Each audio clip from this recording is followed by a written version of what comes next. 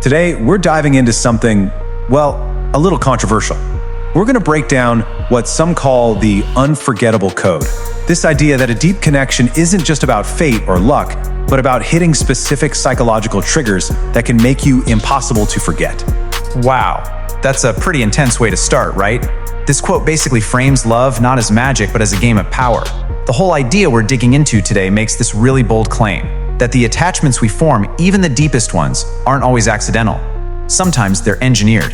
And that begs a huge question. Is this just a dark blueprint for manipulation, or is there something more to it? I mean, you've probably asked yourself this before. Why does one person stick in your head for months, even years, while you can barely remember someone else you met last week? Well, according to this psychological playbook we're looking at, it's not random at all. It's the result of some very specific techniques designed to make someone, well, unforgettable.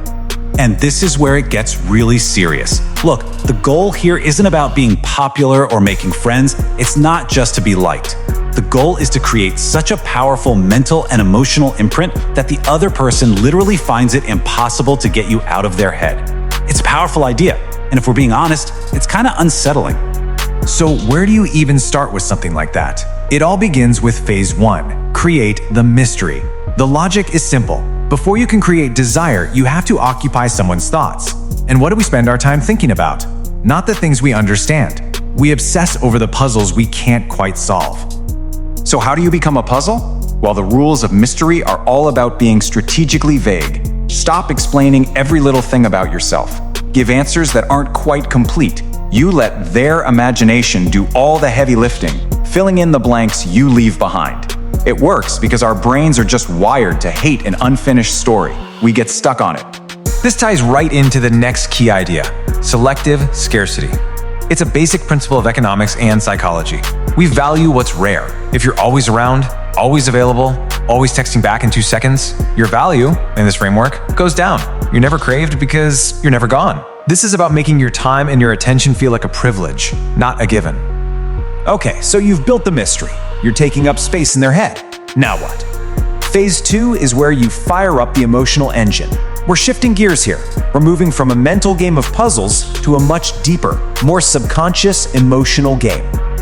Now, you've probably heard of this one. It's a classic, the mirroring technique. The idea is to subtly, and I mean subtly, match the person you're with.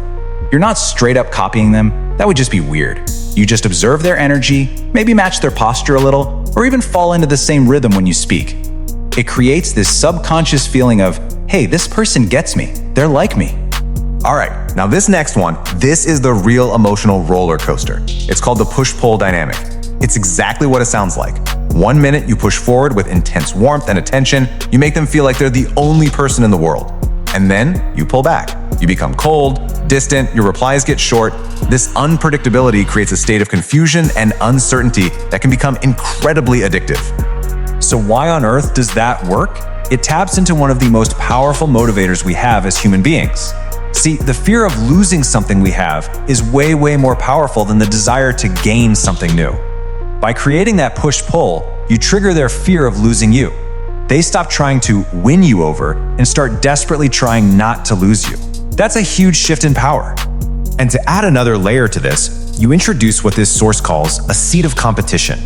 Now, the key word here is subtly. This is not about making someone obviously jealous. No. It's about planting a tiny, nagging seed of doubt, just enough to let their own insecurities and imagination run wild and do all the work for you. But let's be real. All these tactics, the push-pull, the scarcity, they create a kind of addiction. And addictions can be broken. So the question becomes, how do you go beyond that? How do you create something that feels truly permanent, an unbreakable bond? Well, that brings us to phase 3, the anchor. Think about what an anchor does for a ship. It provides stability in a storm. The goal here is to become that for someone emotionally. It's about making the shift from just being wanted to being fundamentally needed. So how is this anchor built? First, there's what's called the vulnerability trap. You become their safe space, the one person they can tell their deepest, darkest secrets and fears to. Then you create shared intensity. This means creating memories through high adrenaline experiences. Think roller coasters, scary movies, anything that gets the heart pumping. The brain can actually mistake the thrill from the activity for thrill of being with you. And when you combine all of this, the end result is profound. You're no longer just a person in their life. You become a feeling. You are the feeling of safety. You are excitement. You are comfort. Your very presence becomes a shortcut to an entire emotional state they crave. We have gone deep. We've created mystery, we've fired up the emotional engine, we've dropped the anchor. And now we come to the final phase, making that imprint permanent. How do you make sure that this bond, which has been so carefully built, actually lasts? This is a big one from behavioral psychology. Intermittent validation. Honestly, it's the exact same principle that makes slot machines so addictive. If you knew you were going to win every time, it would be boring. The reason you keep pulling the lever is because the reward is unpredictable. In a relationship, giving praise or attention inconsistently creates that same powerful addictive drive to keep trying to get that reward. And here's one last brain hack for you, the unfinished story effect.